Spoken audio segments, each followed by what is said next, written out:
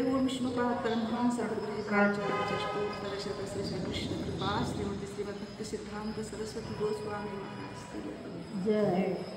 अनंत कोटि वैष्णव वृंद नामाचार्य श्री हरिदास ठाकुर प्रेम से कहो जय श्री कृष्ण चैतन्य प्रभु नित्यानंद श्री अद्वैत गदाधर श्री वासुदेव गौर भक्त वृंद श्री श्री राधा कृष्ण गोपीनाथ श्याम राधा कुंड गिरिराज गोवर्धन ब्रज भूमि श्री मथुरा वृंदावन धाम नवद्वीप मायापुर धाम पुरुषोत्तम क्षेत्र श्री जगन्नाथपुर धाम जगन्नाथ बलदेव सुभद्रा महारानी क्षेत्र पंढरपुर धाम की विठ्ठल रुक्मिणी भगवान की गंगा माई की जय, यमुना माई की जय, भक्ति देवी की जय, तुलसी महारानी की बोलो केर प्रेम धन हरिनाम संकीर्तन श्री श्री राधा माधव भगवान श्री श्री राधा गोपीनाथ भगवान समवेत गौर भक्त वृंद निताई गौर प्रेमानंद Hari glories to the sun all glories to the sun glories to the sun all glories to Gurudev and guru Hari बोल।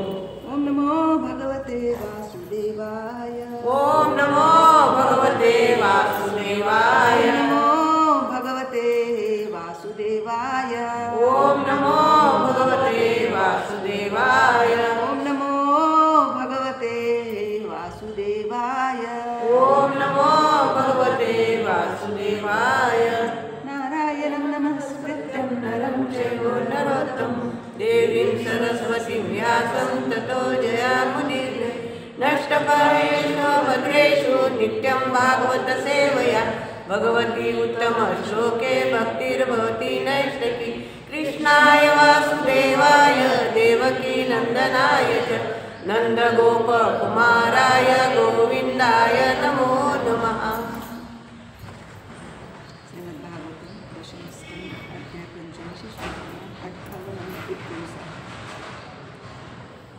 एवं विधानि अद्भुतानि कृष्णस्य परमात्मनः कृष्णस्य वीर्याणि अनन्तवीर्यस्य सन्ति अनन्तानि भारत भाषांतर परीक्षित सुधांतु श्री प्रभुपाद की जय। हे परीक्षित महाराज या प्रकारचे त्या अपरिमित सामर्थ्यवान अशा परमात्मा श्रीकृष्णांचे अनंत अद्भुत पराक्रम आहेत। सूत उवाच इदं अनुशृणोति श्रावयद्वा मुरारे चरितम् अमृतकीर्ते वर्णितं व्यासपुत्रे जगत् अगभीत अलम तद्भक्त जगत् अगभील तद्भक्त सत्कर्णपूरम भगवती कृतचित्तो याति तत्क्षेम। सुतबोध स्वामी म्हणाले अमर कीर्तिवान भगवान श्रीकृष्णाने केलेली ही लीला अखिल विश्वांची पापे नष्ट करते आणि भक्तांच्या कर्णांच्या स्थानी दिव्य आभूषणांच्या रूपाने विराजमान होते। आदरणीय व्यासपुत्राने बनलेली कथा जो ध्यानपूर्वक श्रवण करतो आणि ती इतरांनाही सांगतो तो आपल्या चित्त भगवंतांचे ध्यान करण्यात स्थिर ठेवतो आणि शेवटी त्यांच्या सर्व मंगलमय धामामध्ये प्रवेश करतो। श्रीधर स्वामींच्या मते भगवान श्रीकृष्णांच्या अद्भुत लीला श्रवण केल्याने मनुष्याचे सर्व पापे पूर्णपणे नष्ट होतात आणि हा श्रवण मार्ग अतिशय सहज सुलभ आहे। कोणताही मनुष्य श्रवणांच्या विधीचे सहजपणे पालन करू शकतो। हे कृष्णलीलांचे श्रवण हा कृष्ण भक्तांच्या कानाचा अलंकार असतो आणि हा अलंकार धारण करण्यातच ते समाधानी असतात। प्रत्यक्ष कृष्णलीला घडल्या तेव्हा उपस्थित असणारे लोकच नव्हे तर शुकदेव गोस्वामी सूत गोस्वामी आणि आजपर्यंत त्या लीलांचे श्रवण केलेले आणि भविष्यातही श्रवण करणारे असे सर्वच लोक पावन होतात। कृष्ण भक्ता व्याहतपणे कृष्णलीलांचे श्रवण करीत असतात। अशा रीतीने श्रीमद भागवताच्या 10व्या स्कंदातील वसुदेवन उपदेश आणि देवकीस मृतपुत्रांची प्राप्ती नामक 85व्या अध्यायावरील AC भक्तिदांत स्वामी श्रील प्रभुपादांच्या विनम्र सेवकांनी लिहिलेले भाष्य संपन्न. ओम ज्ञानांजनशलाकया चक्षुरुन्मीलितं तस्मै श्री गुरुवे नमः. श्री चैतन्यमनोभीष्टं स्थापितं येन भूतले स्वयं रूपा कदा मह्यं ददाति स्वपदान्तिकं. वन्देऽहं श्रीगुरु श्रीयुतापदकमलं श्रीगुरु वैष्णवश्च श्रीरूपं सागरजाता सहगणरघुनाथान्वितं तं सजीवं सावधूतं सावधूतं परिजनसहितं कृष्णचैतन्यदेवं श्रीराधा कृष्णपदा सहगणललिता श्रीशाखां. हे कृष्णकरुणासिन्धु दीनबन्धो जगत्पते गोपेश गोपिकाकान्त राधाकान्त नमस्ते. तप्तकाञ्चन गौराङ्गी राधे वृन्दावनेश्वरी वृषभानुसुते देवी प्रणमामि हरिप्रिये. नमः विष्णुपदाय कृष्णप्रीताय भूतले श्रीमते भक्तिवेदान्त स्वामीति नामिने. नमस्ते सरस्वते देवे गौरवाणी प्रचारिणे निर्विशेष शून्यवादी पाश्चात्यदेशतारिणे. जय श्री कृष्ण चैतन्य प्रभो नित्यानंद श्री अद्वैत गदाधर श्रीवासादि गौर भक्तवृंद. हरे कृष्णा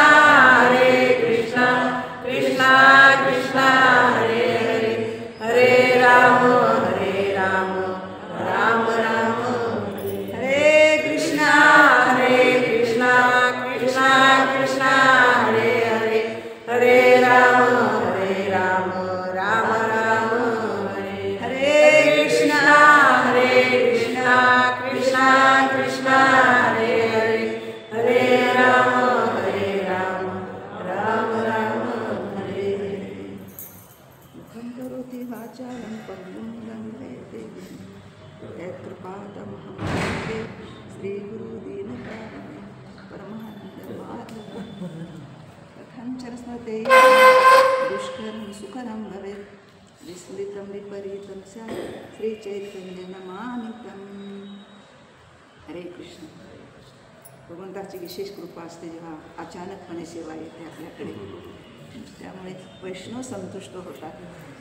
आपल्या जीवनाचा मुख्य उद्देश भगवंत म्हणतात की मद्भक्ता पूजा भी आदिका. माझ्या भक्तांची सेवा केल्यामुळे मी फार प्रसन्न होतो. त्यामुळे एवढ्या शुद्ध भक्तांची सेवा करायची मला संधी मिळते, मी धन्य आहे. त्यामुळे तर आपण भागवत ऐकतोय खरं आहे ना. प्रभुपादांची असीम कृपा. खरं तर अशा वेळेस आपल्याला गदगद व्हायला लागतं की आज जगामध्ये सर्वत्र भागवतम चालू आहे या क्षणाला, नाही का. जिथं जिथं कुठे सकाळचे 8 वाजलेले आहेत तिथे तिथे हे व्हायब्रेशन किती महत्त्वाचं आहे. म्हणजे प्रभुपादांची असीम कृपा आपल्यावर की आपण ऐकतोय सकाळी सकाळी. आपल्याला भागवतम, आता आम्हाला एकनाथी भागवतम माहीत होते, 12 स्कंद भागवतम माहीत नाही, पण वडील सांगायचे भागवतमचं बरंचसं. त्यामुळे भागवतमबद्दल आस्था होती, पण 12 स्कंद भागवतम वाचायला मिळत आहेत, सांगायला मिळत आहेत, ऐकायला मिळत आहेत. विशेष खरं तर गुरुकृपा, वैष्णवांची कृपा, आईवडिलांची सुद्धा कृपा आहे. तर मला आठवत आहे की मी सुरुवातीला जेव्हा इथे सुरुवात केली तेव्हा अक्रोतपूर जेव्हा यायचे तेव्हा मी पळत पळत सगळीकडे अक्षरशः गल्लीला पळत जायचं. आणि मुंबईहून एक भक्त आले, चला ऐकायला चला. मुंबईने आता माझे भाऊ आले म्हणून कशाला एक भक्त आहेत असं म्हणायचं. लोकांना गोळा करायचं, जेवढं शक्य होईल तेवढं गोळा करून ऐकायला लागायचं. आणि भागवतमचं काहीच नव्हतं माझ्याकडे. अक्रोतपूरचे प्रत्येक वेळेस एक स्कंद घेऊन यायचे तेव्हा मी ऐकत बसायचे. आणि ऐकताना मला इतका आनंद वाटायचा. मी म्हणायचे केवढ्याला येते प्रभूजी भागवतम, आणि तुला पाहिजे का मध्ये ठेवलं. प्रत्येक असं करत करत करत त्यांनी 5-7 स्कंद ठेवले. आणि एका जन्माष्टमीला मुंबईला गेले, त्यांच्या रॅकमध्ये मी बघत होते की एवढे भागवतमचे सेट आहे, एवढे आहेत ना पुस्तकं सगळे. एवढं तुला पाहिजे काही घेऊन टाक. नाही नको नको नको एवढं नाही, माझ्याकडे इंग्लिश आहे, तू हिंदी घेऊन टाक. अशी कृपा असते आपल्या वैष्णवांची. आपण जसं जिज्ञासा करू, आपण श्रवणाची इच्छा करू, तर भगवंत कुठल्याही माध्यमातून. एवढंच नाही, रामनाथ महाराजांचा फोटो घेऊन आले ते कोणते म्हटलं बाबा महाराजांचा फोटो आहे ते म्हणजे राहू दे तुझ्याकडे, असं प्रत्येक गोष्ट देत गेले ते मला. खरं तर ते असीम कृपा आहे. एक वेळ राधा माधव अष्टसखींचा फोटो घेऊन आले आणि ते असं पुढे ठेवून पूजा करत करत मग वाचन करायचे. म्हणजे राधा माधव मायापूरचे, हां हे पण राहू दे, असं प्रत्येक गोष्ट दिली, राधा माधव पण दिले त्यांनी. तर आपल्या विशेष कृपा आहे, विशेष प्रेम आहे त्या व्यक्तीचं खरोखर. तर आपण बघतो की महाराज पण जेव्हा कथा करायची 4-4, 5-5 तास, ते श्रवणाचा जो लाभ आहे ना, ज्याने त्याने श्रवण केलं त्याच्यावर जीवावर कृपा विशेष झाली. खरं तर पहिल्या फळीतले लोक जे होते ना महाराजांना विशेष कृपा पात्र, ते लोक प्रचारकच झाले. म्हणजे अकारण करून आले की काहीच माझ्यासारखा जीव एकदम खेड्यातून आलेला, जेव्हा महाराजांची मांडीच पकडली सुरुवातीला, मला माहीत पण नव्हतं की कसा नमस्कार करायचा आहे. अप्रूप्रभूजी माझ्याविषयी सांगत असताना महाराज जरासं माझ्याकडे प्रेमाने बघत होते. ते अप्रूप्रभू म्हणाले की आपण नमस्कार कर, नमस्कार कर. मला काय माहिती आहे नमस्कार करायचं. ते मांडी घातल्या, सरळ मांडी पकडली आणि त्याच्या मांडीवर डोकं ठेवलं. म्हणजे मी तुमचे महाराज. तर असं होतं. ते महाराजांना लक्षात आलं की हा फार भोळा जीव दिसतोय आणि त्यांनी कृपा केली खरोखर. तर महाराज पण एवढ्यांदा कथा करतायत आणि महाराजांचे श्रवण तेवढंच तीव्र आहे. महाराज जेव्हा सुरुवातीला प्रभुपादांची भेट झाली वृंदावनमध्ये महाराज प्रभुपाद जेव्हा कथा करायचे आणि एका त्या रूममध्ये कुणाला खरं प्रवेश असायचा, सिनियर भक्तांना फक्त प्रवेश असायचा. आणि ते म्हणायचे पण तिथे फक्त, कारण महाराजांकडे बघत म्हणायचे ते फक्त की इथे फक्त सिनियर भक्तांना प्रवेश आहे, जे नवीन आहे त्यांनी उठून जावे. महाराज एका कोपऱ्यात दडी मारूनच बसायचे. ते खास हेतुपूर्वक बघायचे महाराजांकडे, म्हणायचे की इथून बाकीच्याने उठून जावं, सिनियर भक्तांसाठी आहे. पण महाराज काय सोडायचे नाही ती जागा आणि प्रभुपाद बघायचे त्यांना करून येणे. महाराज त्या इशारे करायचे, राहू दे त्यांना, कारण ऐकायची तीव्रता आहे, जिज्ञासा आहे. तर ह्यामुळेच जीव ना जो अत्यंत तळमळीनंच श्रवण करतो, हृदयात शरणागत होऊन, आज किती मोठी व्यक्ती आहे, आज आपण बघतो आपलं महत्भाग्य आहे ते श्रवणामुळे हे आहे. आणि प्रभुपादांविषयी पण, प्रभुपाद जेव्हा वृंदावनला गेले पहिल्यांदा, भक्तसिद्धांत सरस्वती ठाकूर म्हणाले की ज्यांना कुणाला वृंदावन पाहायचं आहे त्यांनी वृंदावन पाहण्यासाठी जाऊन, ज्यांना कुणाला ऐकायचं आहे त्यांनी थांबा. आता पहिल्यांदा गेलेले प्रभुपाद तर वृंदावन बघा वाटतं सर्व, नाही की नाही, पण ते म्हणाले नाही नाही, मला माझे गुरुकुल श्रवण करायचे. श्रवणाचे फार विशेष असे फायदे आहेत खरं तर. त्यामुळे श्रवणातूनच आज बघतो आपण जगभर भागवतांचं वारं वाहत आहे. त्याचबरोबर आपण पुढे बघतो की चैतन्य महाप्रभू गदाधर पंडिताकडून एक कथा 108 100 वेळा ऐकायची. आपल्याला आता आपल्याला असं जे सिनियर भक्त होते, काय ज्युनियर भक्त सांगू लागले त्याने आपण काय ऐकायची गरज आहे, आणि ते तर आपल्याला येतच आहे, ते तर आपण ऐकलेलेच आहे, ते तर आपण वाचन केलं असं वाटत असतं आपल्याला. पण जेव्हा एखादा सिनियर भक्त बसतो ना, तर त्या वक्त्याला पण वाटत असतं की अरे हे सिनियर भक्त बसलेत, मला फार अभ्यास करून यायला पाहिजे. त्याचा अभ्यास पण होतो आहे ना. सिनियर भक्त ऐकतात त्याबद्दल आनंदही होत असतो की अरे माझ्या ऐकण्यासाठी सिनियर भक्त बसलेत आहे ना. आणि आपलंही तेवढंच लक्ष असलं पाहिजे की आपण असं नाही की आपण बसलोय खरं पण काय ऐकायचं आहे यांचं निग्लेक्ट करणं हे सुद्धा चुकीचं आहे. कारण ते व्यासासनावर बसलेलं असतो, ते व्यासासनाचा अपराध होत असतो आहे ना. त्यामुळे आपण लक्ष देऊन श्रवण करणे, चैतन्य आपली परंपरा असते, विचार करा परंपरा असते. भागवतम गदाधर पंडित हे मला वाटतं हे तिघजण होते ना, श्रीनिवास आचार्य, नरोत्तमदास ठाकूर आणि हे एक जण होते, ते गदाधर पंडिताकडे आले, भागवतम मला ऐकून श्रीनिवास आचार्य, आणि त्यांचे इतकं जीर्ण झालं तर रडून रडून ते पाणी पडून अक्षर खराब झालेले होते. गदाधर पंडित रोज चैतन्य महाप्रभू ऐकायचे तेव्हा ते आनंद वाटतो. आता चैतन्य महाप्रभू नाही तर भागवतम वाचला तेव्हा त्यांना फार दुःख व्हायचं, आणि ते रडून अक्षर म्हणजे पूर्वीचे असे हस्तलिखित होते ना, त्या खराब झालेले होते. ते इतके शोधले, त्यांनी इतकं शोधलं श्रीनिवास आचार्याने भागवतमच्या प्रती मिळतील का, आता आपल्याकडे उपलब्ध आहेत, लोक घ्यायला तयार नाही. तेव्हा ते शोधत होते भागवतम कुठे मिळेल का, आणि ते मला ऐकायला मिळेल का म्हणून. एवढं सहज सोपं झालं खरं तर. आज पण काळ एवढा झपाट आहे ना, अधोगती आहे काळाची, की आपण ते विचार करू शकत नाही खरं तर.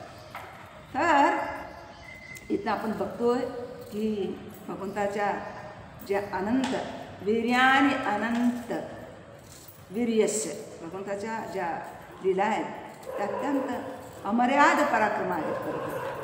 मी आमच्या कन्हैयाला गोष्ट सांगतो की प्रवर्षण डोंगराला आग लावली सगळीकडे जरासंधाने, आणि भगवंत वरती होते त्या आगीच्या मध्ये, चटके बसत होते भगवंतांना. भगवंताने तिथून उडी मारली दोघांनी पण, अद्भुत कर्म आहेत भगवंत ना. ह्या लिलांचं श्रवण करूनच आपला उद्धार होऊ शकतो आहे की नाही. तर इथं शौनिका मी आता भागवतम वाचत म्हणलं काय याच्यावर काही कुणाचे प्रवचन पण नाही आहे. ह्या श्लोकावर ना परमानाला विचारलं बघ रे कुणाचे श्लोक आहे प्रवचन आहेत का. कुणाचेच प्रवचन नाही. मागच्या श्लोकावर ह्या 2 श्लोकावर कुणाचेच प्रवचन नाही आहे. म्हटलं आता काय करा म्हणजे श्रवणावर आहे. पण आपण श्रवणावर बोलूया. श्रवण किती महत्त्वाचं आहे ना. परीक्षित महाराजांचा श्रवणानेच झाला.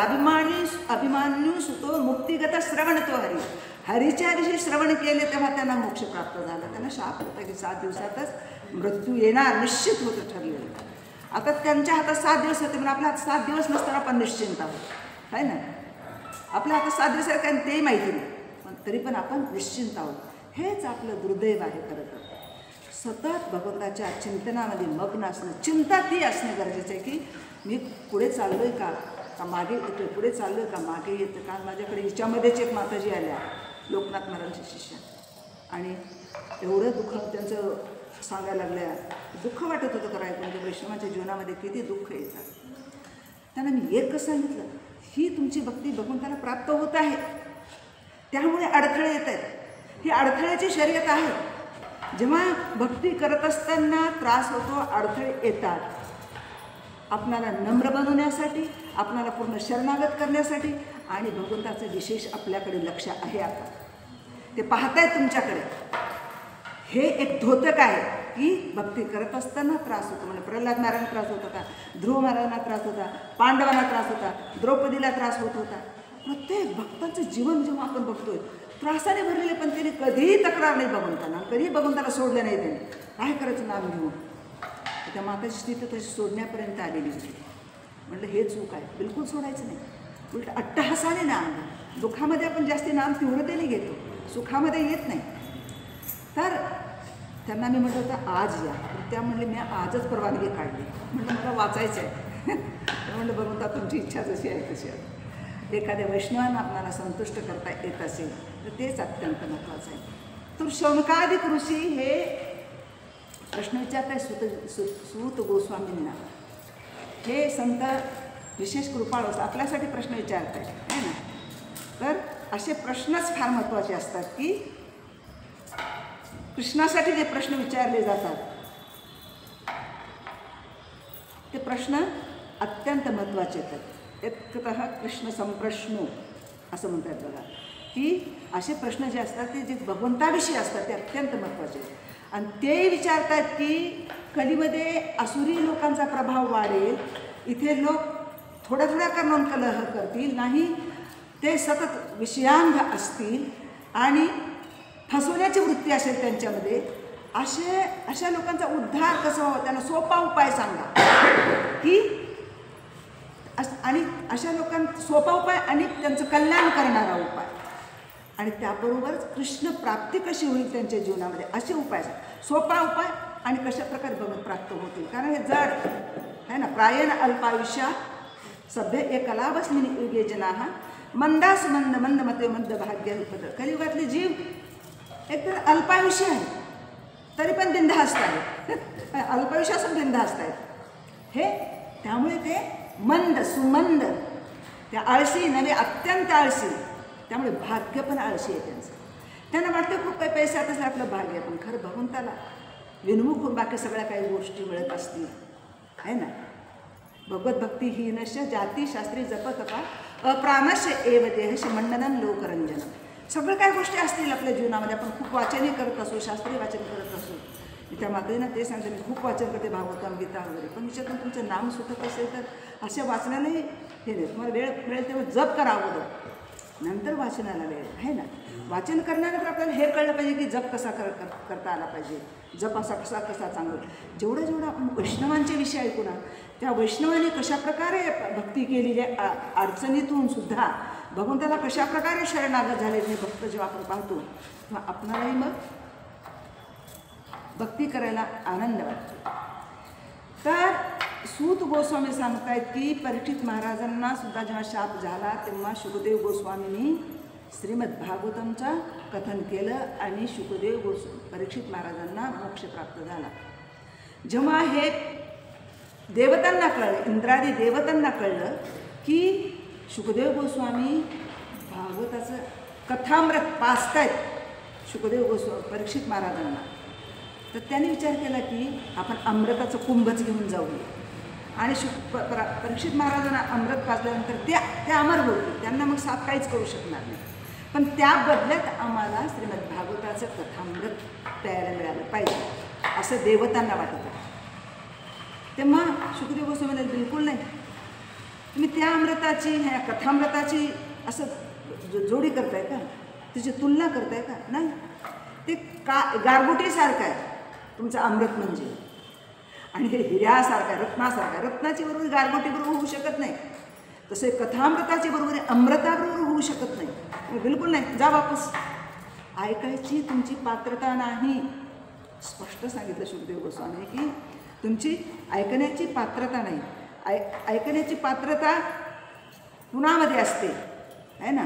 तर हे जे भागवतमच्या कथा जी आहे त्यामध्ये धर्म प्रोजित कैतोत्र परमो निर्मत्सरा नाम सता, जे निर्मत्सर आहेत, जे धर्ममार्गावरून चालत असताना जे निर्मत्सर आहेत, तर त्या लोकांना ऐकण्याची त्यांची पात्रता आहे. हां, भागवतम कुणी ऐकायचं? जे निर्मत्सर आहे.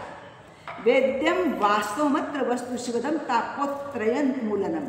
हे भगवद्गीता जी आहे तर वस्तुस्थिती ही आहे त्याची की तो तिन्ही तापाचं ते निर्मूलन करणार आहे. श्रीमद भागवते महामुनिकृती किंवा पररेश्वर, हे आलंय कुठं? महामुनींच्या मुखातून आलेलं आहे ना भगवंताविषयी जे आहे. त्यामुळे सद्य रुद्ध वरुते तेत्र कृतिबी शुश्रूषुभी तत्क्षणात, ते काय म्हणतात, ज्यावेळी तुम्ही भागवतम श्रवण करा तत्क्षण, वेळच नाही, भगवंत तुमच्या समोर बसलेले आहेत. समजा आता आपल्यासमोर पण आहे, आपल्याला दिसत नाही ती गोष्ट असू शकत नाही असं म्हणू शकत नाही. त्यांच्या कृपेनं आपण श्रवण करतो, त्यांच्या कृपेनं बोलतोय आपण आहे ना. ह्या सगळ्या गोष्टी त्यांच्या कृपेनं होतात. जिथं कथा चालू असते त्या कथेमध्ये स्वतः, कारण आपले महाराष्ट्र संते म्हणतात त्याशे त्यास करू सर्व निवेदन बारीला हाशीन संसारीचा, त्यांचं त्यांनाच ऐकवायचं आहे नाही का. पण जिथं रोज ह्यांची लीला व्हायची कृष्ण शिवजीच्या मंदिरामध्ये, एक भक्त जाऊन दक्षिण भारतामध्ये शिवजींची कथा म्हणजे कृष्ण कथा करायची, पण मंदिरात शिवजींच्या, आणि रोजच एकच कथा करायची, म्हणजे ठेवायचं तसे शिवजी पानते, ते खून भरून मागे ठेवायचे शिवजी.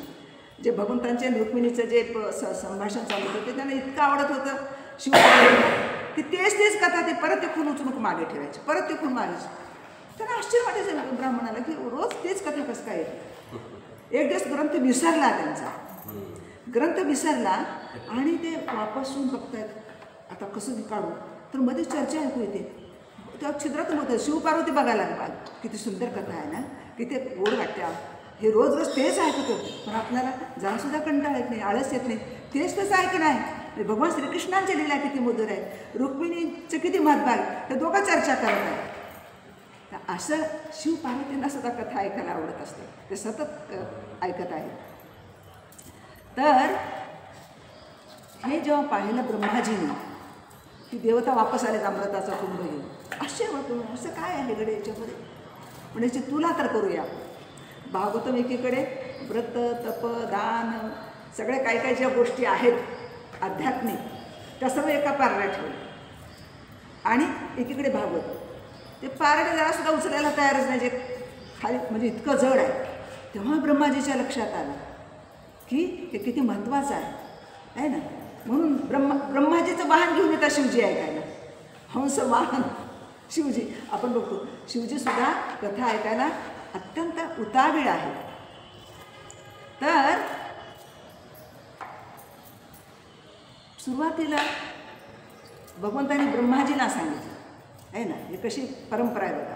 ब्रह्माजींनी नारदांना सांगितलं, नारदाकडून पुन्हा व्यास महर्षी ऐकत आहे. ह्या सर्वांच्या श्रवणावर किती महत्त्व लक्षात विचार करा. सगळं काही लिहिलं व्यासांनी, पण तरी चिंतित होते ते. शेवटी जेव्हा नारद महर्षी आले आणि त्यांनी जेव्हा सांगितलं की बाबा रे एवढे 17 पुराण लिहून झाले, पण भगवंताविषयी तुम्ही जर काही लिहिलं नाही तर ते श्रम येवही केवल आहे ना, ते केवळ श्रम आहे. त्यामुळे तुम्ही श्रीमद भागवत महापुराण लिहा. त्यानंतर व्यासाने ते कार्य केलं, त्यांना समाधान मिळालं. तर सूत गोस्वामी म्हणतात की मी जी तुम्हाला कथा सांगणार आहे, मला ही कथा शुकदेव गोस्वामी एकांतामध्ये सांगितली. आपल्याला आजपर्यंत असं वाटत होतं की जेव्हा कथा श्रवण होते तेव्हा ते सूत गोस्वामी श्रवण करत होते आणि तेच आपलं नाही. तर सूत गोस्वामी स्पष्ट सांगतायत शंकाधिक ब्राह्मणांना. ते म्हणतात की मला एकांतामध्ये भागवत कथा शुकदेव गोस्वामींनी सांगितली, कारण त्यांना माहीत होतं की ह्यांच्या थ्रू ते पुढे जाणार आहे ना. सूत गोस्वामींच्या त्याच्यातून मुखातून ते सर्व जगांना कळणार आहे. त्यामुळे त्यांनी ते पुन्हा एकांतामध्ये सांगितले. त्यानंतर एक वेळ बद्रिकाश्रममध्ये चतुष्कुमार बसलेले आहेत आणि समोर नारद येताना दिसतात त्यांना. आणि नारद उदास आहेत, एकदम रडवेले झालेले आहेत, अंगात शक्ती नाही अशा प्रकारे. ते असं चालतात. तेव्हा सनकादिक ऋषी म्हणतात की नारदा, तुम्ही असं कसं तुमची स्थिती झालेली आहे? तुम्ही एवढं उदास का आहात? एवढे चिंताक्रांत का आहात? काय कारण आहे? तुम्ही कुठे गेला होता? कुठून आलात? असे प्रश्न विचारत आहेत. त्या नारद म्हणतात, काय सांगू म्हणे, मी जेव्हा वैकुंठातून पृथ्वीवर आलो तेव्हा वेगवेगळे तीर्थ करत फिरत होतो. पुष्कर, वृंदावन, मथुरा, गोकुळ, सगळे तीर्थ करत करत करत मी वृंदावनामध्ये आलो असं म्हणतो. वृंदावनामध्ये मला खूप आनंद वाटत होता. म्हणजे एका ठिकाणी एक स्त्री अत्यंत उदास चिंताक्रांत रडत रडत ती आपल्या 2 पुत्राला वारा घालते आणि तिला शांत करण्यासाठी अनेक स्त्रिया तिला वारा घालत आहेत, तिचं सांत्वन करत आहेत, पण ती काही शांत होत नाही. मी जवळ गेलो त्या स्त्री उठून उभा राहिली आणि हात जोडून ती मला प्रार्थना करायला लागली की हे नारद महर्षी, जेव्हा संत येतात तेव्हा भाग्य आहे त्यांचं. तुम्ही तर नारदादिकासारखे संत महात्मे आहात आणि मी तुम्हाला विनंती करते, मी स्वतः सगळं उघड करून देते. मी स्वतः भक्ती आणि हे 2 माझे पुत्र आहेत, वैराग्य, ज्ञान आणि वैराग्य. तर मी द्रविड देशामध्ये जन्मले. ती सांगते बरं का आपला स्वतःचं मी कुठून कशी आली हे सांगायला लागले यांना नारदांना की मी द्रविड देशामध्ये माझा जन्म झाला, कर्नाटकात मी वाढले, महाराष्ट्रात माझा सन्मान झाला, गुजरातेत मात्र मी वृद्ध झाले आणि त्यानंतर माझी इतकी दुर्दशा झाली की मी फिरत फिरत फिरत फिरत वृंदावनला गेले. तिथे मला त्या वातावरणात मी तरुण झाले, पण माझी मुलं मात्र वृद्ध आणि जर्जर झाली. त्यामुळे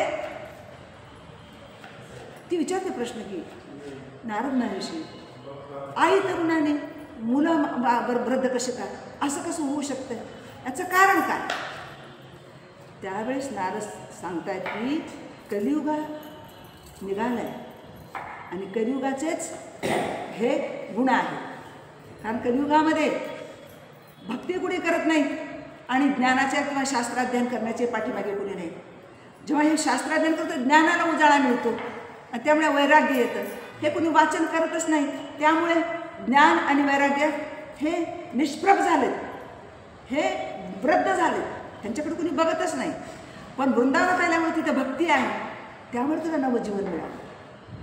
तर हे कलीचे लक्षण आहे ते सांगतात. कलीमध्ये काय खूप वर्णन केले नारदाने की कली युगामध्ये काय काय होईल. पण ती म्हणते मग का बरं परीक्षित महाराजांनी कलीला मारलं नाही? भक्ती विचारते परीक्षित महाराजांनी कलीला का बरं नाही मारलं? ते म्हणतात कारण आहे तसं, भगवंत गेले निघून, त्यानंतरच कलियुगाचा प्रवेश झाला आणि त्यांना घालवणं शक्यच नव्हतं, कारण तो प्रारंभच कलियुगाचा झाला होता. त्यामुळे परीक्षित महाराजांनी त्यांना मारलेलं नाही. तर काय काय नष्ट झालं कलियुगामध्ये? आपले जे 4 नियम आहेत आपण जे सांगतो ना, की सदाचार, योग सदरा, लोक राहिले नाही, किंवा 4 नियम, तपस्या, दया, हे सगळ्याच गोष्टी राहिल्या नाही. पण नारद म्हणतात की हे कल्याणी, तू काही चिंता करू नकोस, मी तुला ताजतवाणं करतो आणि तुझं स्थान प्रत्येकाच्या हृदयामध्ये असेल. तुला माहिती आहे भगवान श्रीकृष्णांच्या समोर जेव्हा तुला प्रकट केलं कृष्णांनी, तेव्हा तू त्यांना विचारलं होतंस की मी कोण आणि माझं कार्य काय. तर भगवान श्रीकृष्ण म्हणाले की तू भक्ती आहेस आणि तुझं स्थान प्रत्येक माझ्या भक्तांच्या हृदयामध्ये असेल. भक्तांच्या भक्तीचं पोषण तू जर करशील तर तू मला प्रिय असशील. म्हणजे भगवान श्रीकृष्ण भक्तीला म्हणत आहेत की तू भक्तांच्या भक्तीचं पोषण. तर कलियुग तुला असं वाटत आहे तेवढं वाईट नाही म्हणतात. यत् फलम नास्ति तपसा न योगेन समधिना तत्फलम लभते सम्यक कलो केशव कीर्तना. इथं नारद सांगू लागले की भक्तीला म्हणत आहेत की कलियुगामध्ये आपण ना तपस्या करू शकतो ना योगधारणा करू शकतो, पण केवळ केशवांच्या कीर्तनाचं फल ह्या सगळ्या गोष्टींना मिळतं. त्यात फलम लभते सम्यक कलो केशव कीर्तनात. भक्ती म्हणते की महद्भाग्य माझे तुमची भेट झाली आहे मला, तर तुमच्यामुळे प्रल्हाद महाराजांचा उद्धार झाला. तर भक्ती सांगायला तुमच्यामुळे ध्रुवाचा उद्धार झाला आणि तुमच्या अनेकांचा उद्धार झालेला आहे. तर तुम्ही माझे दुःख नाहीसे करा. मला कसं पोषण मिळतं, माझ्या ह्या पुत्रांना जागे करा. नारद महर्षी वारा घालतात, उठवतात, हे वैराग्य, हे ज्ञान, उठा उठा उठा. त्यांना खूप हलवतात. फक्त ते डोळे किलकिले करून बघतात पण उठून बसत नाही. ते प्रयत्न करतात खूप उठवण्याचा पण उठत नाही. नारद विचारतात हे स्त्रिया कोण आहेत? त्यामध्ये हे सर्व नद्या आहेत, हे सर्व तीर्थ आहेत, हे सर्व देवता आहेत, हे सर्व माझ्या सेवेत आहेत, तरी पण मी उल्लसित नाही कारण माझे पुत्र निराश आहे. नारद म्हणतात की तुला जेव्हा भगवंताने प्रकट केलं तेव्हा तुझ्यासोबत मुक्ती आणि हे 2 पुत्र दिले होते. पण जोपर्यंत सत्य त्रेता द्वापार होता तोपर्यंत तुझ्यासोबत मुक्ती ज्ञान वैराग्य होते. पण जसं कलियुग निघालं तेव्हा मुक्ती निघून गेली वैकुंठाला. तुझं स्थान वैकुंठातच आहे, तूही नेहमी वैकुंठातच राहतेस. पण तू सावलीच्या रूपामध्ये तू भूलोकी आहेस. भक्तीची सावली आहे इथे. डायरेक्ट भक्ती नाही, भक्तीची सावलीच्या रूपात तू आहेस. मुक्ती आता कलियुगातून निघून गेलेली आहे. पण जेव्हा कोणी भक्ती चांगली करते तेव्हा तू तेव्हा बोलवतेस आणि तेव्हा ती कृपा करण्यासाठी मुक्ती येते. कृपा करताना निघून जाते. मुक्ती थांबत नाही ते कलियुगामध्ये. पण तुझे पुत्र असल्यामुळे तू ज्ञान आणि वैराग्याला ठेवून घेतलेलं आहेस. पण त्यांना पण नवजीवन मिळेल मी प्रयत्न करतो म्हणतात. आणि नारद तिला सांगतायत की कलियुगामध्ये काय पुढचं ते सांग. सत्यादि त्रियुगे बोध वैराग्य मुक्ती साधक आहे. कलौ तू केवळ भक्ती ब्रह्मसायुज्यकारिणी. कलियुगामध्ये केवळ भक्ती केल्याने सायुज्य मुक्ती मिळू शकते. तेव्हा आता मी काय करू ते विचारते. त्यानंतर नारद म्हणतात मी प्रयत्न करतो. आणि नारद विचार करतायत की काय करायला पाहिजे. तर आकाश म्हणते नारदा तू प्रयत्न कर. आणि नारद एवढं सांगून आकाशवाणी बंद होते. काय प्रयास करू, काय प्रयत्न करू. तेव्हा ते भक्तीला सांगतात तू शांत राहा, मी प्रयत्न करतो. आणि त्यांनी वेगवेगळे तीर्थ करत ते इथे येत आहेत चतुष्कुमाराकडे बद्रीनारायणाच्या ठिकाणी बद्रीनाथला. आणि ते त्यांना विचारतात. आता ही कथा इथून विचारत झाली की ते विचारतात तू का असा उदासाठी विचारत होते ना.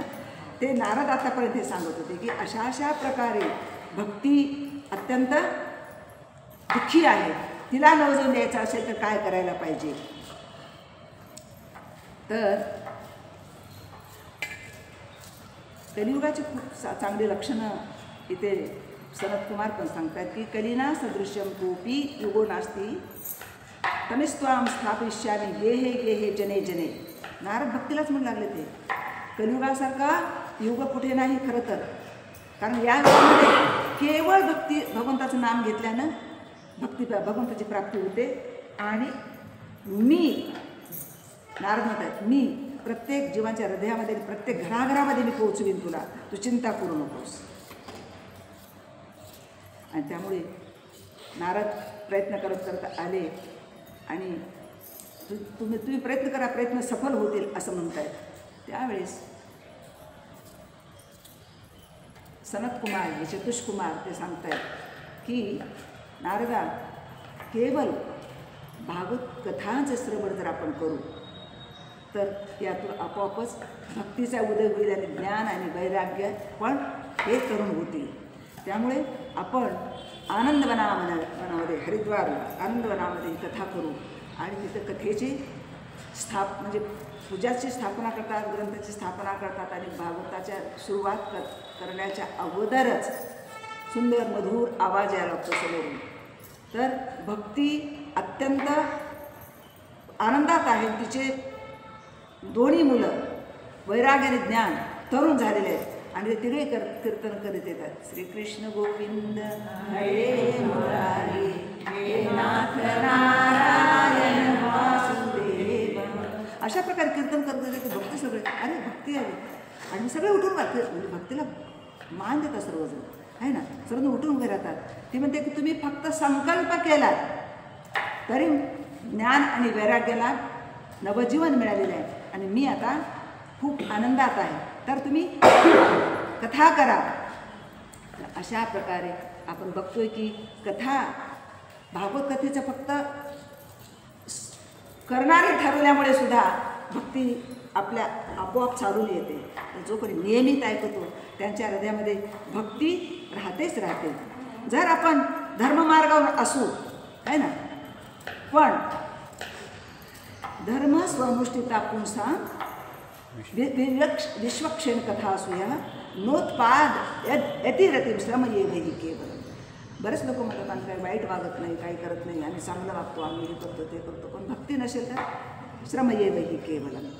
त्यामुळे शुश्रूषो श्रद्धानाशे वासुदेव कथारुची शात्मत सेवया विप्रा पुण्यते निषेवना. म्हणतात की जर आपण श्रद्धेने भगवंताच्या कथांचं श्रवण करू, शात्महत सेवया म्हणजे वैष्णवांची सेवा करू, तर त्यानुसारच आपल्या हृदयामध्ये वासुदेवाच्या कथेची सुरुवात होते. तर अनेक श्लोक आहेत त्याच्यावर आपण श्रवणाविषयी. श्रवण करणं महत्त्वाचं आहे ना. श्रवण प्रभुपादांनी केलं, श्रवण गुरु महाराजांनी केलं. एवढंच नाही तर व्यासाने पण श्रवण केलं त्यांच्याकडून. स्वतःची कथा नारदाने सांगितली की कशा प्रकारे मी त्या 4 महिन्यात आलेल्या महात्म्यांकडून श्रवण केलं. त्या माझ्यामध्ये कसं मी एकदम साधा दाशीपुत्र होतो, पण मी कथा श्रवण करण्यानंतर त्यांचं उच्चिष्ट महात्म्यांची सेवा मत असं म्हणते ना, सात महत् सेवया विप्रा. महात्म्यांची सेवा करण्यामुळे आणि हे 3 महाबल आहेत की भक्त पद जल, भक्त भुक्त अवशेष, भक्त पद धुली, हे 3 महाबल आहेत. तर हे नारदांनी हे सगळंच घेतलं. भक्त भुक्त अवशेष पण त्यांचे रोज ते बाबा पाय धुलेलं पाणी ते करायचे आणि त्यांच्या धुलीची सेवा करायचे ते. अशा प्रकारे आपण बघतो की भागवत महापुराण हे अत्यंत महत्त्वाचं आहे की इथे ह्या प्रश्न विचारण्यामध्ये सुद्धा सर्वांचं फार महत्त्वाची भूमिका आहे ना. सुरुवातीला सूत गोस्वामी विचारत आहेत, पुन्हा परीक्षित महाराज विचारत आहेत, तिथं वसुदेव प्रश्न विचारत आहेत. प्रश्नाची श्रृंखला म्हणजे श्रीमद भागवत महापुराण आहे. तर यामधून अत्यंत मध्ये प्रश्न पण यत्कृत हा कृष्ण संप्रश्न, कृष्णाविषयी प्रश्न आहेत. त्यामुळे आपण पण हेच करायचं आहे. भगवंताशी नित्य श्रवण, नित्य प्रश्न विचारायचे आणि जास्तीत जास्त भगवंतांच्या लीलांच्या नियमित. म्हणून प्रभुपाद नेहमी सांगतात की रोज झोपताना कोणा पण कृष्ण लीलांचं श्रवण करून झोपा, म्हणजे तुम्हाला स्वप्नही चांगले पडतील, चिंतन येते. जे आपण झोपताना विचार करू तेच रात्रभर आपल्या याच्यामध्ये विचारामध्ये असतं. हरे कृष्ण. भागवत महापुराण की श्री प्रभुपाद. खूप खूप धन्यवाद मला सेवा दिल्याबद्दल. भक्तीबद्दल सांगत होतो मी एका लेक्चरमध्ये ऐकत होतो. भक्ती फक्त दास्य भावापर्यंतच हे आपण सीमित करू शकतो. तर भक्ती आम्ही भगवंताची भक्ती करतो, पण आम्ही भगवंतावर प्रेम करतो, हे एक वेगळाच भाव आहे. असं ते सात्यभावामध्ये प्रेम म्हणू शकतो, वात्सल्यामध्ये प्रेम म्हणू शकतो किंवा माधुर्यामध्ये प्रेम म्हणू शकतो. पण केवळ भक्ती करतोय भगवंताची, याने प्रेम नाही प्राप्त होत. हे फक्त दास्यभावापर्यंतच हे जास्त किंवा भगवंतासोबत राहू शकतो किंवा म्हणतो ना आपण की सालोक्य मुक्ती मिळू शकते, सामिप्य मुक्ती मिळू शकते. परंतु जे काय म्हणतो त्याला ते आपण दादाजी प्रत्येक जे देवाणघेवाण आहे भगवंताप्रती जे प्रेमाची, ते एवढं होत नाही. केवळ भक्ती साधारण भक्ती का म्हणतो ना, प्रेम करणं वेगळं भगवंतावर आणि भगवंत आपल्यावर प्रेम करणं वेगळं, प्रेमाचं वेगळं. पण भक्ती फक्त ठीक आहे आपल्याला भगवंतावर जायचं तर राहायचंच नाही आपल्याला, म्हणून भक्ती करणं. पण प्रेम हे वेगळंच आहे ना. प्रेम निर्माण झाल्याशिवाय भगवतधाम नाहीच येत. प्रेम निर्माण झाल्याशिवाय भगवंता मिळत असतो. ते म्हणायचं होतं ते तर आहे माझं. पण बरेच भीतीपोटी किंवा असे पोटी असते ना, भक्ती करायची आपल्याला, आम्ही भक्ती मार्गात आहोत, भक्ती करून आम्हाला भगवत देवा द्यायचे, इथलं आम्हाला काहीच नको भौतिक जगात, ह्या भावनेनं भक्ती करणं, केवळ भगवंतावर निर्मळ प्रेम करणं, निस्वार्थ प्रेम करणं, मला काहीच आवश्यकता नाही, इथे दे कुठेही दे मला जन्म, मला काही देणे नाही, मला फक्त तू पाहिजे भगवंता, हा भाव. आणि केवळ असं विचार करणे किंवा आम्हाला भक्ती करायची आणि भगवत देवा द्यायचं, हे खूप डिफरंट वाटतं, फरक वाटतं. मला समजत आलं नाही काय जे असेल ते असेल, मला जसं येईल तसं येईल. तुमचे प्रश्न काय आहेत मला माहिती, मी जे सांगेल ते मला माहिती. रस म्हणतो ना, रस एवढं जसं रस भक्त घेतात, मोठमोठे वरिष्ठ भक्त असतात किंवा नाही ते पण शेवटी फरक पडला ना वाटायला, भीतीपोटी भक्ती करणं भगवत नावा द्यायचं आपल्याला, किंवा सगळ्याला चांगलं ज्ञान सांगणे, भक्ती देणे, हे एक मुद्दा वेगळा, पण हृदयातून प्रेम भगवंतावर असणे, हे प्रेम देण्याचं काम स्वयं राधाराणी भगवंतच करू शकतात. प्रेमाचं दुसऱ्याचं कोणी नाही काम. पुढे आपण दास्यभक्तीपर्यंत आपण वैष्णवांच्या कृपेने, भगवंताच्या गुरुच्या कृपेने पुढे पुढे जात असतो, पण त्याच्याही पुढचं काम आपण नेहमी ऐकतो. हे प्रेम हे त्यांच्या अधीन गोष्ट आहे, राधाराणीच्या विशेषतः. तर राधाराणी कृपा केली तरच आपल्याला पुढचं सापडू शकतं.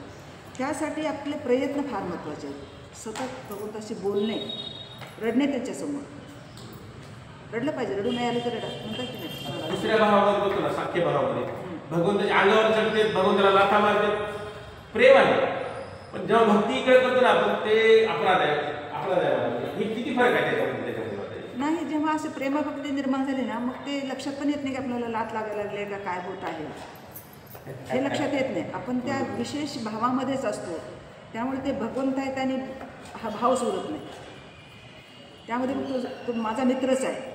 आता कधी कधी त्यांना दुबक्कीला पण वाटायचे भगवंत आहे, पण त्या भावामध्ये गेले की त्यांना वाटत नाही, त्या सरळ शिव्या घालायचे भगवंताला, आहे ना, हे लंपट, हे असला, काही पण शिव्या घालायचे. ते भगवंताला अलंकार घातल्यासारखे वाटायचे, कारण त्या उच्चकोटीच्या भावामध्ये भगवंताला तेच आस्वादन अनुभवायचं आहे. त्या जेव्हा जेव्हा ते सावध होऊन प्रयत्न करायला लागले, जसं आता देवकी, किंवा आता देवकी पण सावध राहायला लागले योगमायाला.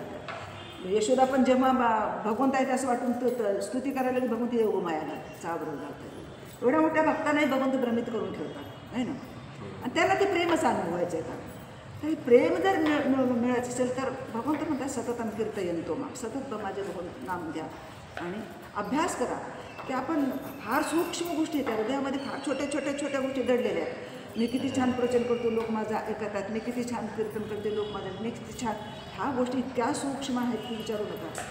होत आहे सगळं भगवंताच्या कृपेने, पण श्रेय घ्यायची इच्छा आहे आपली. हे जोपर्यंत जात नाही ना, आपण काय ते लाकडाच्या ह्याच्यासारखे. प्रभुपादांना स्पष्ट म्हणजे ना, प्रभुपाद काष्टेर पुतली येता नाचावं शिवते. प्रभुपाद म्हणाले मी हे काहीच करत नाही, मी काष्टाची पुतली आहे, तुमच्या हातात सूत्र आहे, तुम्ही जसं नाचवालच नाचणार आहे.